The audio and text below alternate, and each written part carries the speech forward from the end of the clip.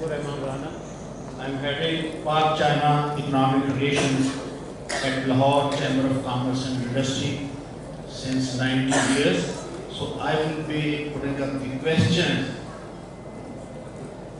from the perspective of the business community of Lahore. Under CPEC, we are deepening the economic cooperation with China. But my first question is how our existing SME will be benefiting from the Chinese market. Since last 5 years, we are raising 5-level linkages with China. Exports, we have something 2,009 items, all SME products, handmade, football, etc.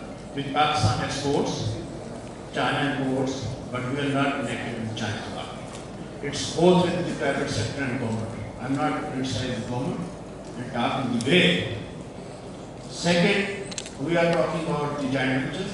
SCZ will give the result after 10 years. We have 29 pieces industrial estates, and my setup at Sundar industrial estate, and we have a lot of vacant industry, closed down industry with the banner outside, open for available for rent. So why not to raise their joint ventures? My second question is regarding SCZ. I manufacture, for example, pencil in Sundar industrial estate. When a Chinese company will put up pencil manufacturing in SCZ, they will be having the 10 years of tax incentive. It's disadvantage to me. We propose to give any incentive under EPC. Third question. CPEC Industrial Cooperation is put under Board of Investment. Why not under Ministry of Industry? Board of Investment would be facilitating Chinese investor. Ministry of Industry, SMEDA would be putting forward my point of view. At present, we have a huge trade deficit and employment issue. We feel the solution lies in SME growth. And the model we are suggesting is we have 3.4 million SME and 4 million educated unemployed youth. We attach the youth with SME to give the voice to their problems, and for forwarded linkages have some system to give an effective support to the SME so we can narrow down the gap. And my last question is, during this Prime Minister's visit, Chinese have suggested to give a space for exportable. And very narrow time for doubling the export. How we are going to do it? Is there any homegrown model or okay, my question is for my friend from Central Excellence and Planning Commission. Please don't take it as a criticism. Private sector and government are the two wheels of a vehicle. If you appreciate our demands, you can go forward. And Dr. Irfan, let me correct you. Lahore Chamber of Commerce is not representing the large industry. Large industry is represented by Person Business Council, Cement Manufacturer Association, ACTMA, and Sugar Manufacturer Association. At Lahore Chamber, we have 18,000 members, 6,000 are corporate sector, and 12,000 are associate class. All are SMEs. So please, it's easy to be critical than to be correct. Thank you very much for your question, Doctor. First of all, let me clarify that now, with the passage of time, initially we phase 1 of CPEC, BOI and Planning Commission were involved, but as we go along, various other ministries, including Ministry of Industry and SMEDA as well, they will be taken on board, and we are now putting up our recommendations in terms of how to increase growth of business and economic cooperation. Doctor, if you would like to briefly answer, because we talked about SEC. I'll take the easier question. question. Okay. The easier one relates to the Ministry of Industries, Ministry of Commerce, Ministry of this and Ministry of that. I think Dr. Ishrat Hussain, I hope he succeeds. Looks very difficult. But that's the main problem. You see, it's like the crime getting committed in some area of Pakistan. So the FIR has to go into this thana or that thana, and where is the boundary of this thana and that. So the poor person actually just is moving from one to another. So there are so many different departments, and that's actually the issue, personally, I think. And it has been a recurrent theme yesterday as well as today also, that we need to reduce the government. So yes, people come up with very fine ideas in the government, and they require a special effort, but to develop full-fledged bureaucracies, instead of the bureaucracies, they need to be projects. So for instance, one thing is that I think all of these need to be mushed together, and I saw that it is in one of those proposals. So I'll take the easier question, and I think the more difficult ones are from the government sector. First of all, Rana Sahib basically is our best friend also, and he used to come also to the Center of Excellence in the Planning Commission. Also, he has shared his model also with us. It's very, I think it's the right time now to give due attention to the model he has proposed. And we have also, we will be inviting him in, maybe in a month or two to work on that model together, So this, about the incentives, he mentioned about the incentives. If Chinese investor come and settle in special economic zone, he will be having incentives. On the other outside the zone, we will not be having great incentives. So yeah, it's correct. Anyone who settles inside special economic zone will be drawing those benefits. But who is basically stopping Pakistani investor to come and settle in that special economic zone? One thing about the Sundar industrial estate, you mentioned that this state, majority of the plot, they are vacant, nobody, they are not operational, some of the industries are there.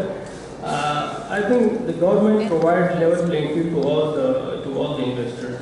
In Sundar industrial,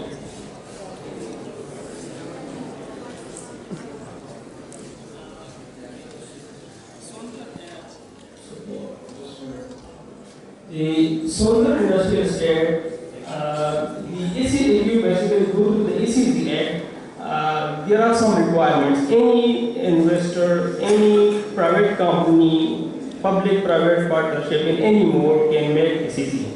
If you have, for example, the Sundar industrial estate, just come up with, prepare the whole documentation, come to the board of investment, meet all the requirements, and definitely you can declare it a special economic zone, and those people who are working inside the Sundar industrial estate will then get the same benefits. So this is, the minimum requirement is 50 acres, and there are some environmental laws. I think the labor law, they are the same, they are applicable to special economic zone and outside zone also. So, and just the Pakistani investors or the domestic local companies can also benefit from that. Only they can basically declare the whole zone. I just give an example. One the discount company came and he said that yeah, we have also the same problem. How can we compete with the Chinese? And I asked him how many land do you have. So he just inquired and he said 46 acres. I think we have any land around, make it 50 acres and then prepare the documents for and declare it a special economic zone. I will not basically stop you to declare that as a special economic zone. So I think this is, this is open to everybody. Ran Sahab, I think this was one question. How to double the exports? How to double the exports? How to double the exports? Post Prime Minister visit agenda. Post Prime Minister's visit. So you have directed the most difficult question.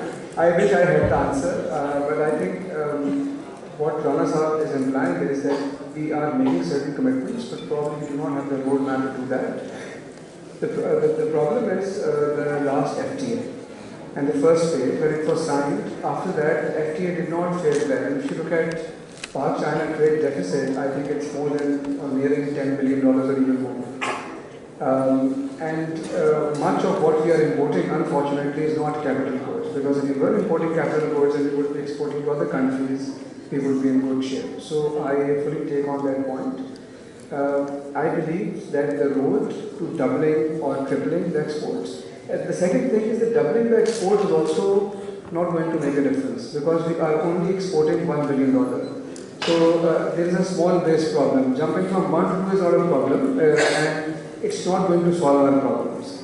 But the way to increasing our exports, hopefully many times, is to renegotiate the free trade agreement, conclude the second phase negotiations, and do that well. The basis for that would be to at least ask for same concessions that ASEAN countries are getting. ASEAN countries are signing FTA much later than our FTA, so that's the key.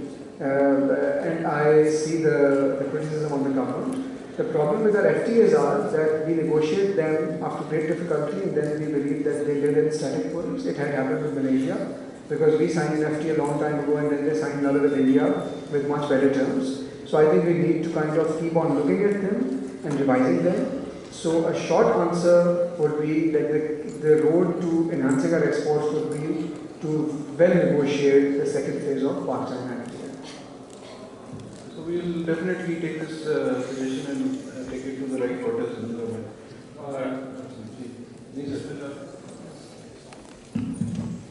Bismillahirrahmanirrahim.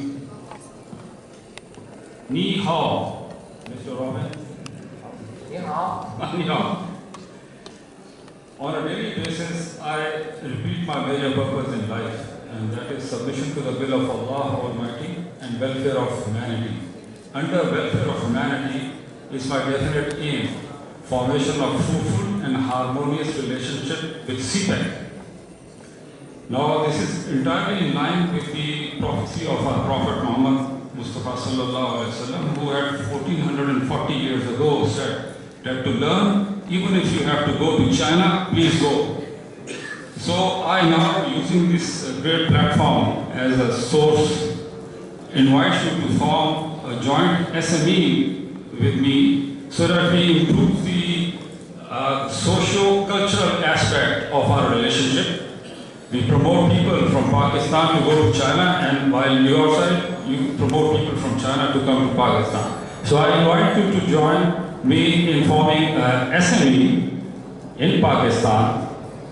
Would you like to do that? To promote sino-lingual and other aspects, cultural aspects of our relationship, which are very important, as you have highlighted. So we have to table all the conditions before we are able to do that. So we leave that for a later day. Right. Any specific question that you would want to ask? That's all. Okay, thank you very much. Any other question? This gentleman in the front. Either first row. First row. On.